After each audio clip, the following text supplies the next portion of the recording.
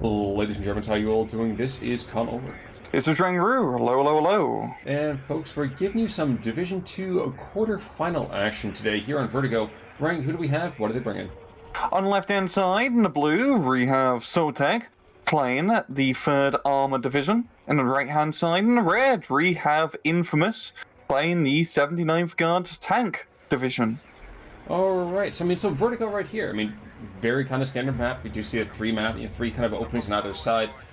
Interesting thing, and you know what? I'm going to go off. I'm sorry, I'm going to start early here. Even as we have the Eagle kind of coming and flying some high cover, I am not a fan of these military police openings. I know you and I are going to disagree on this. To me, this is the WARNO air sats troop in, but I can't like them. I'm sorry. Why? They belong in the back line. Exactly. I understand with you. You don't like your reserve troops in your fronts. No, there's a reason they're supposed to be sitting where they are. Eagle very, very quickly and picking off some early juiciness. But not to be outdone. Geez, MiG-31 coming in behind.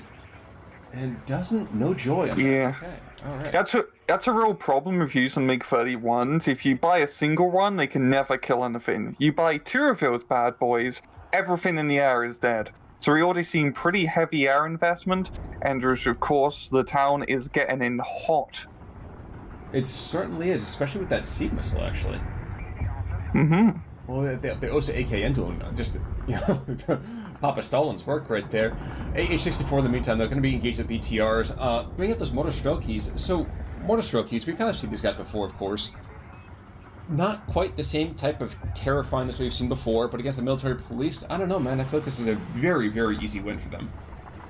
I think they're going to be a little bit outnumbered. I think, actually, no, they got the Redevkas with the satchel charges, so they will actually kick a lot of ass. I also just want to make a quick comment. This replay is a pre-hotfix from Rail last week, so it really doesn't make that much difference in regards to a lot of the balance, but just to keep that in mind in case anyone notices any point discrepancies. Exactly. That seems quite fair at that. Now,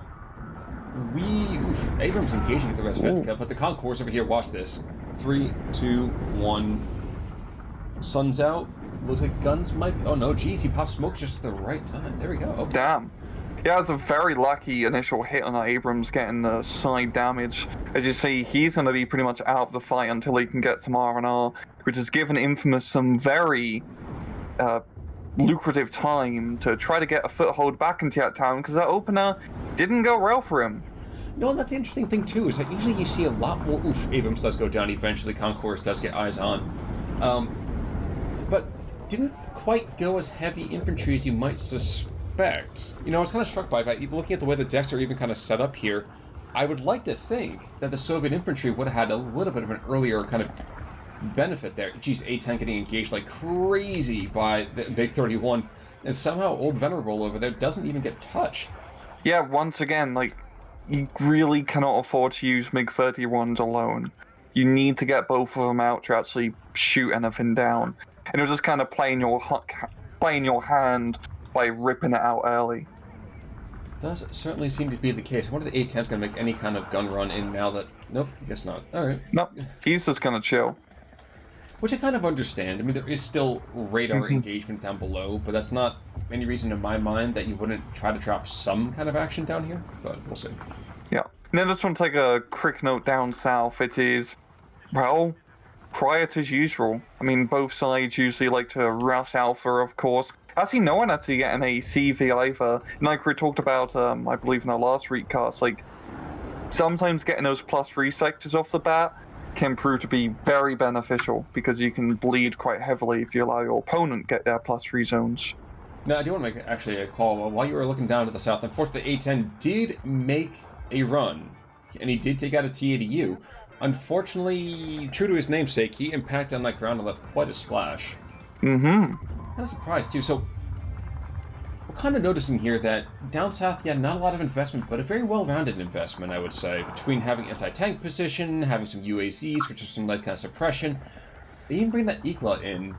So, why is it, though, that both sides seem to be kind of just, fixated on the north? I think it's just the classic Eugene, game opener of, hey, you see a town, I need you at town. Because usually, I think you can make a very good rush down south if someone was to do a good opener here and try to just catch your opponent by surprise here. But it's just so risky losing that town, because we see time and time again, you lose a town entirely, you sometimes just lose the match because it's a pain in the ass to get back in. It certainly does seem to be the case, but Americans in the meantime, Third Armored, of course, just kind of doing their thing, rushing more infantry to the northern side and deeping in their own command vehicle, so trying to match at least that points bleed coming in from Infamous in the east. Mm-hmm. We're seeing a good use of smoke here, mainly just I think cover his infantry from getting shot at by run into it's like one card of superiors, but as we know, the American infantry usually a bit more beefier, bit bigger squads, and of course many more satchel charges in this engagement, and he's positioned them perfectly deep in the town, so he's more distractly, he's running coming close. They're gonna have an explosive welcome if the actual demo charges can reach, because let's be fair here again, 150 meters, that is not much. No, it's not. It's just looking on the what's it called, a rangefinder tool, you really just appreciate how short 150 meters is in this game, even compared to SD2. I just really appreciate the rangefinder. I know I said that in a recent cast, but I absolutely freaking adore the addition of that. There were definitely times I think during SD2 where it was like, why aren't my guys engaging? All right, let me pull this back up. Yep. Do I have all the ranges memorized? So it's a nice little, length of play here. Sorry, I was watching M113 getting engaged by the BMP. But fascinating nonetheless. But no, it's just going to be a pretty slow and steady hold here for Sotek.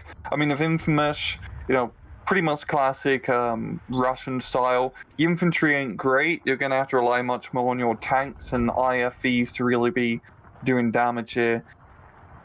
Well, 70th kind of operates in a very interesting place, doesn't it? And that you have a couple of really, really heavy, super strong tanks, and you have that one card of T-62s that's been brought in. Nice veterancy, but just more of like the Walmart tanks, where they're good for what they are, but don't expect them to win any wars. Yeah, it's a tank you have at home. Exactly. Just make sure you change out the batteries every little bit, and that should be fine. Yeah, but Sotek is building an absolute critical mass of infantry here. He must be feeling pretty comfortable with just the amount of engineers he have in this rear line of the town. Any of all of Infamous's advances are just getting pounded. He really should be starting to invest a bit more on artillery and maybe some airstrikes, so it's a bit risky if all the F-15s about, to really pummel the town before pushing in. I think right now what Infamous is just going to do here is that Infamous is just going to kind of try to, let's say, shove and force Sotek to dance to his tune. You can see right now pick up their second kind of territory here, so going to pick up a few points here or there, and by picking points, it's saying, hey, you want to go and push me out of the town, you go for it, but that's going to cost you objective points down the line. So it's an interesting approach. Yeah, it's a very slow and steady map because there's no middle neutral point to fight over.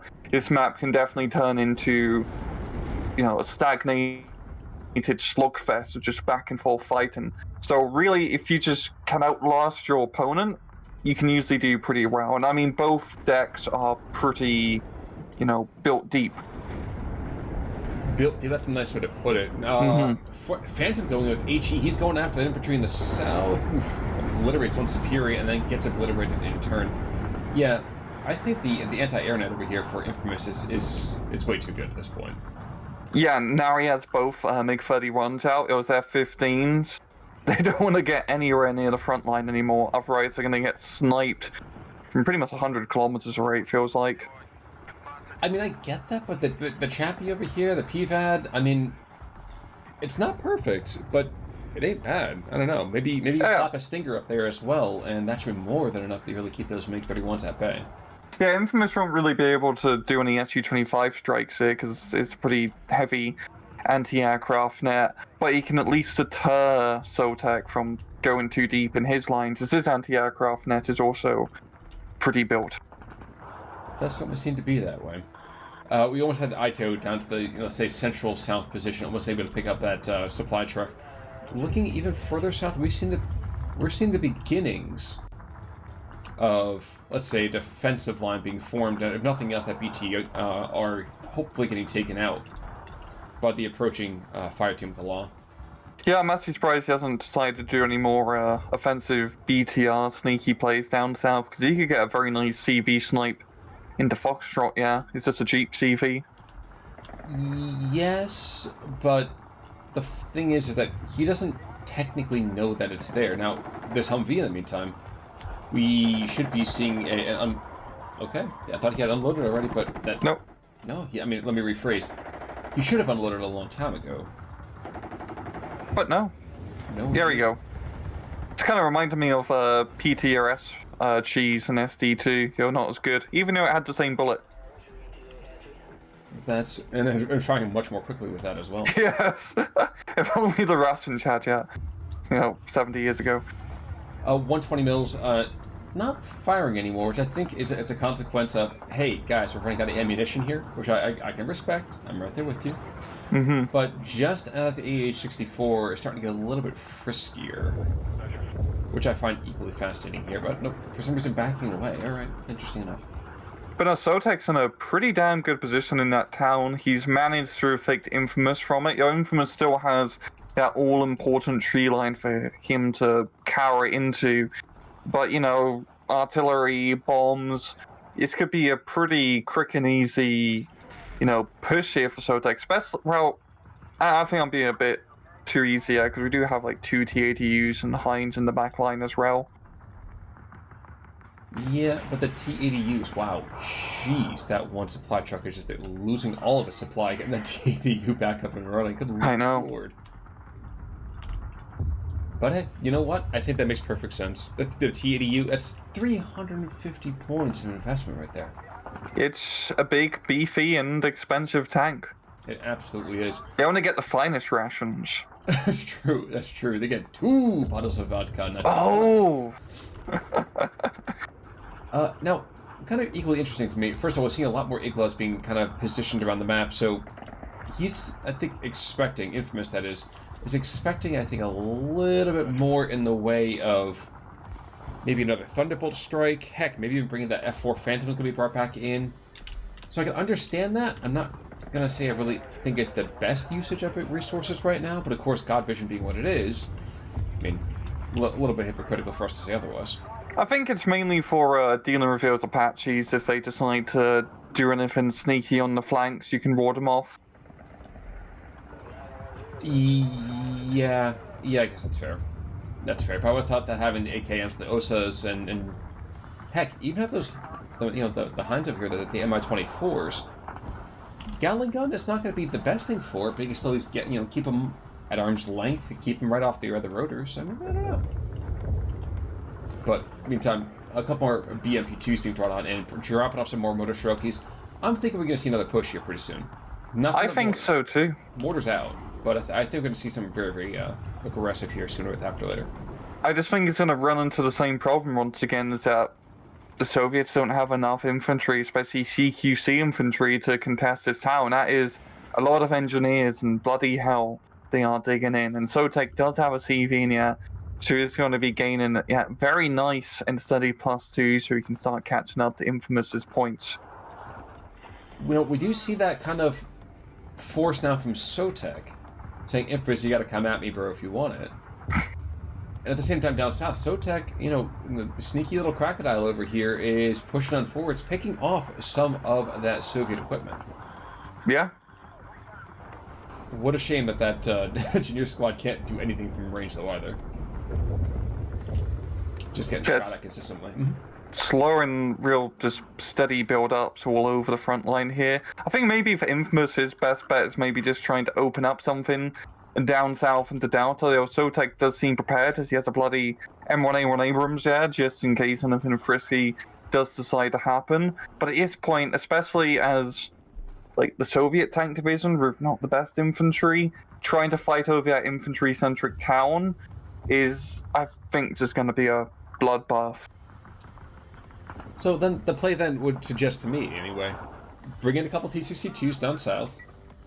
Maybe, just maybe, you can afford it, bring in a T-80, whether that's, the BV or the 88K. Maybe that's a good idea, to bring that down there as well.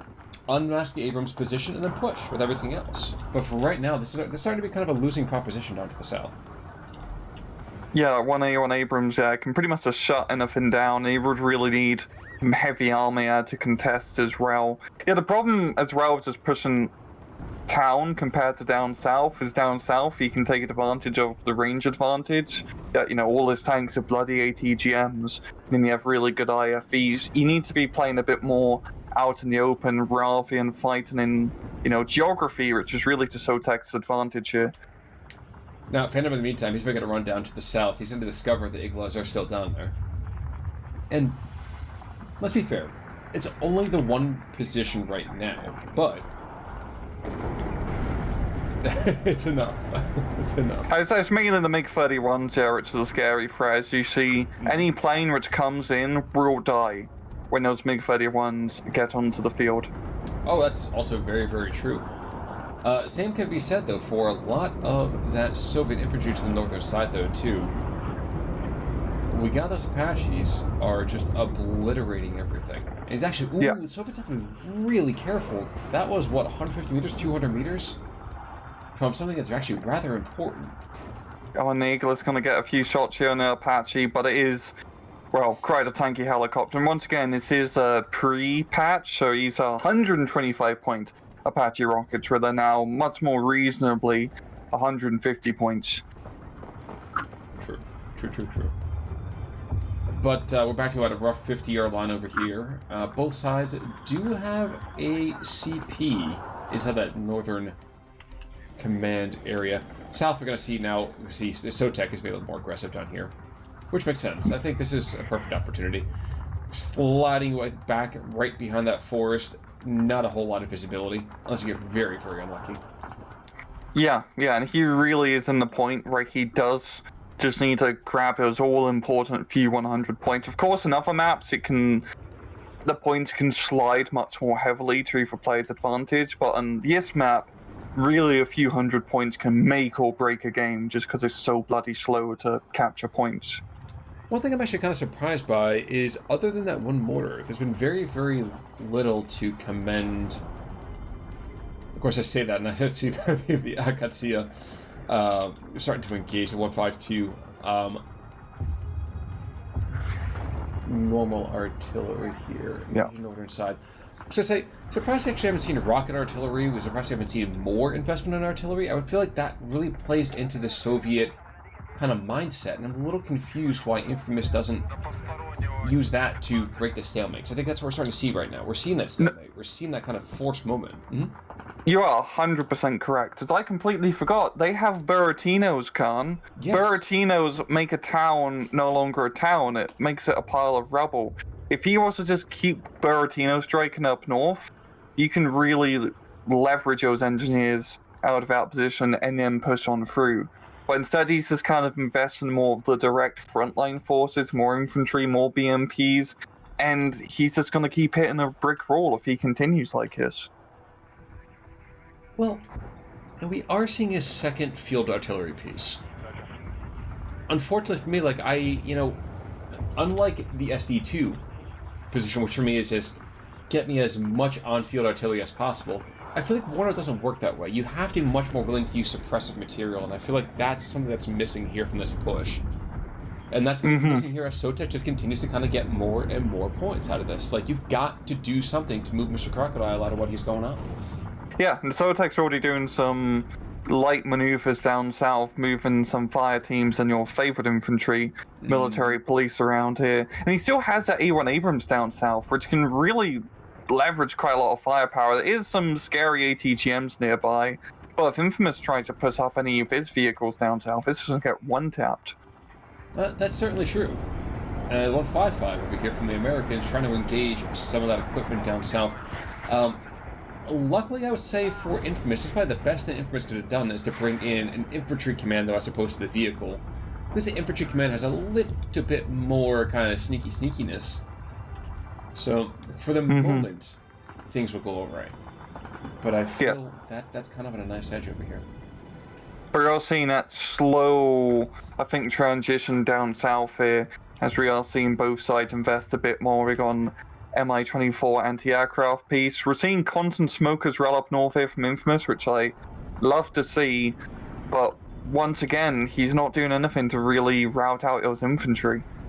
Yeah, exactly. And Sotek's fine, just kind of chill. Sotek can just sit here, just, that's cool, man. No big deal for me. It's the quarterfinals. He's gonna play the long game. Mm-hmm.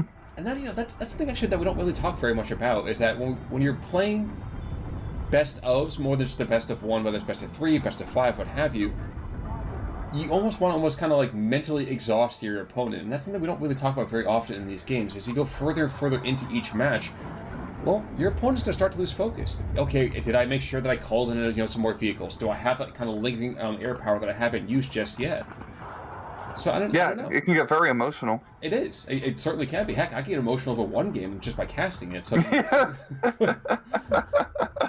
I get emotional just thinking about playing in tournaments, for real. Yeah, that's that weird constricting heart feeling that you got, and then you realize, did I leave the oven on, or is it just like that, the gas that's leaking through my apartment? It's a nasty thing, man. Start hallucinating, hearing the voices and the rules. Yeah, it's not a great time. Oh yeah, exactly. You have Protoss Soccer's voice in the background, just kind of talking to you. Yeah, I got you. I completely understand. But we are at a pure 50-yard line throughout this entire thing, which is actually kind of adorable when you think about it. And geez, come on, where is that? Where's that rocket artillery? That, I feel like that would break the deadlock. You know it. You know everything's right there. A-64's Apache's getting hammered in the meantime by the OSA. Mm-hmm.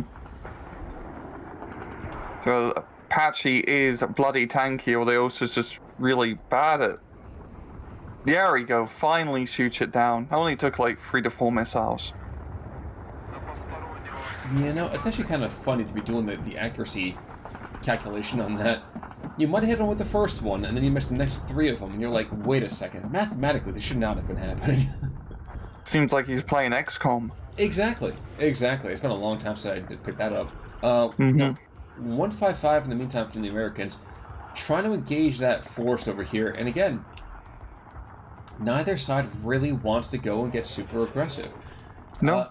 Su-25, we actually might see a perspective run? No. I think that's just to ward off any of his Abrams from pushing up a bit too heavily. But you know what, Khan? I think we could actually tank this 2 times too, considering how stagnant the front line currently is. Sure, let's do that at 17:05 left. Sounds good. All right, yep. And that's really one of those things here, folks, that we want to make sure that we're looking at this and we're not really missing a whole lot with it. And times 2. Yep, times 2 indeed. But both guys over here trying very, very hard to make sure they're not kind of missing anything, not leaving any kind of crazy openings over there for their opponent. And kind of curiously, Sotek, again, true to name, he's a crocodile, man. He's not going to go and kind of rush his way through. He's just going to let him sun himself. I can sit still, you can come to me, let you make a mistake. So I kind of feel like consistently we are seeing Abrams shifting around. One Abrams over here on TADU takes that out. That's an expensive loss right there. Yeah, he's managing to get these 2-run runs on these TADUs, which is very good. And you're seeing, Infamous, he has the smoke, but he just doesn't have the forces behind the smoke. And I really hope to see more fiery smoke at some point. But he is investing. Oh, here we go. He's finally bringing out the Buratino, Khan. Oh, there she is. Alright, the 220s. Sorry, watch that 225 getting absolutely obliterated by just ground fire. T-62s are engaging that Abrams. And like I said, not quite the same quality between the two. But ammo explosion, that could be yep, there we go. And then once again, the problem, he kind of just, he gets a kill, yo. I think he got like a good close range side shot, yeah. But still, took heavy losses to those Abrams. ITO's, though, going to cost more than enough, and GCP does go down. Oh. So that's going to be good. That's just that slow, a little bit of points will definitely help Infamous actually catch up. Here's kind of an interesting thing. I wonder if it makes sense just to kind of go into CP hop. So you have the one CP that's in first cap point, move him east, And the second that the other one gets in there, then you just kind of immediately leap out and kind of continue to rush on forwards. But Soviets, in the meantime, just going to go and just continue to just go to Pound Town on this town. Yeah. Actually, I think they're starting to make a little bit of a dent here now. I mean, Sotek has been forced to push his infantry back more towards the rear end of the town.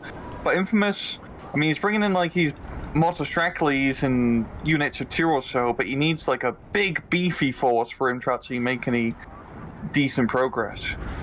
That's true. But the Vertigo, in the meantime, he's going to go and start hitting different kind of parts of this complex. And, geez, Apache after Apache going the way of Geronimo over here.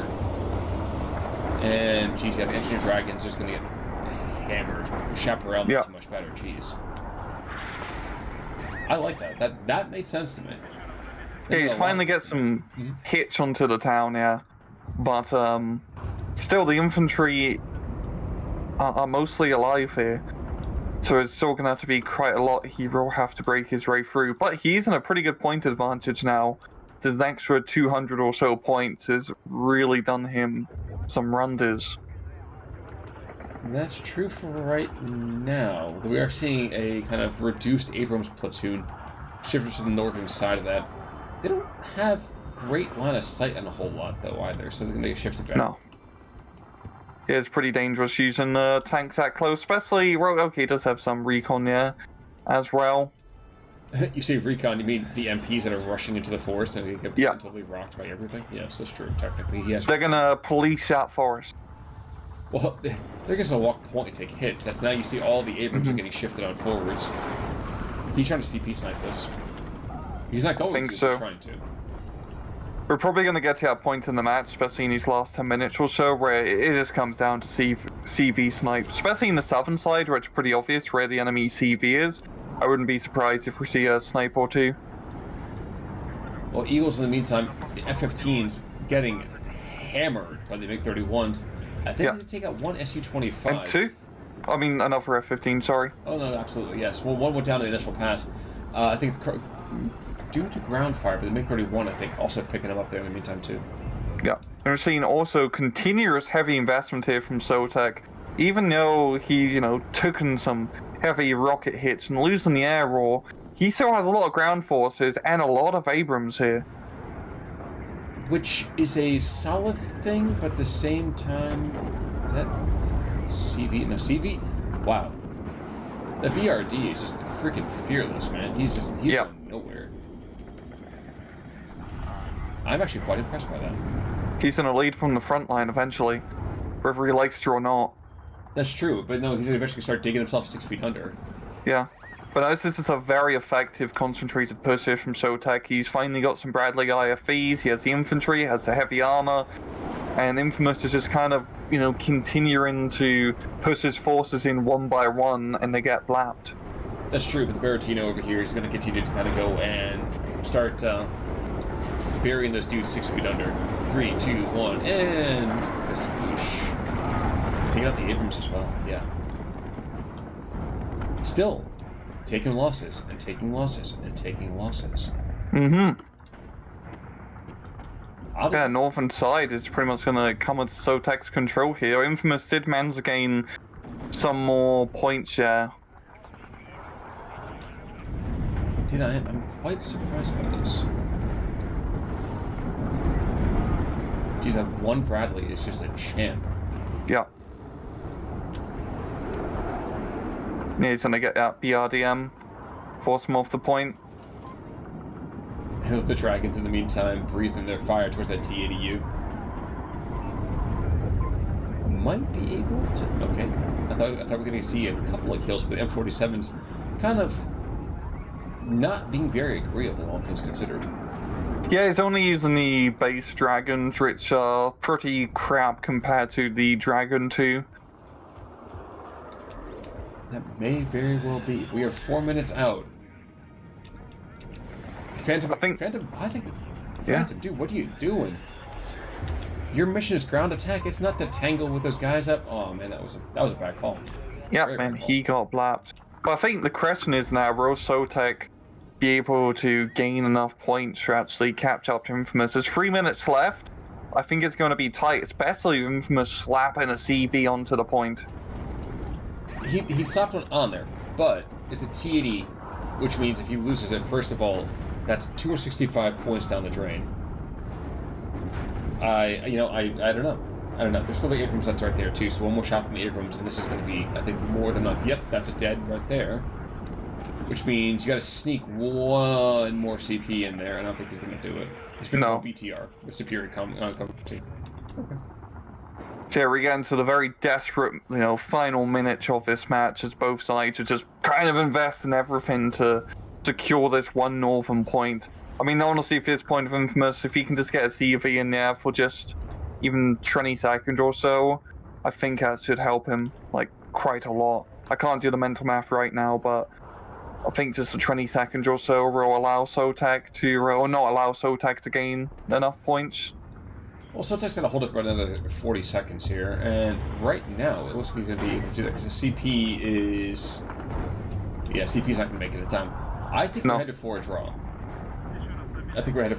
Because CP, either you throw him in there and immediately lose him, and you're not going to see a points difference enough. Yeah, this is going to be a negligible points difference. Very negligible. I've seen the T80s going for the final hurrah. But I'm not sure we're ready for any kind of cheering on this one. I think that's going to be pretty much all she wrote in this quarterfinal match. So, yep, the score is too close to the opposing score. This makes perfect sense to me. Although, kills versus, deaths over here. Oh, wow. I'm actually quite surprised by that. Yeah, an appalling difference. But here's exactly where it happened. Gavrilov, A10, Apache, Scout. This guy, this is what it is. I don't know that anything from Sotek's Air Force really survived till the end of that match. No, it's true. I completely forgot that the air war was a very expensive war, and everything got blapped out the skies. See, other than that one Concourse and that one, surface-to-air missiles, I mean, that's pretty much right there. Yeah. Look at the other side. Apache doing its thing. Abrams, of course, getting a couple kills here and there, but, that's what Abrams do. And Ito's wall, well, he was a tear down the wall, and this wall said, I'm going to just keep standing. Took out several BMPs, a couple T62, T80. Yeah. So, what ended up happening over here within? So this was game 2. Even though it's technically a draw, which is also pretty rare to see in WARNO, Infamous did take the victory for this match, and Infamous should end up going on to the semi-finals. So good job for him. And I think it's this replay definitely shows that this map is, really a battle of just, a few hundred points. As you saw, even though Infamous did not do a good job, really attacking that northern town for the majority of the match, he managed to get just enough points for a few CV snipes to get the W. Yes, very true. But, any final thoughts there, sir? No. In that case, folks, come back on Thursday for some more WARNO material in the meantime. Until next time, though, I'm Con Ulrich. I'm Rangru. Take it easy.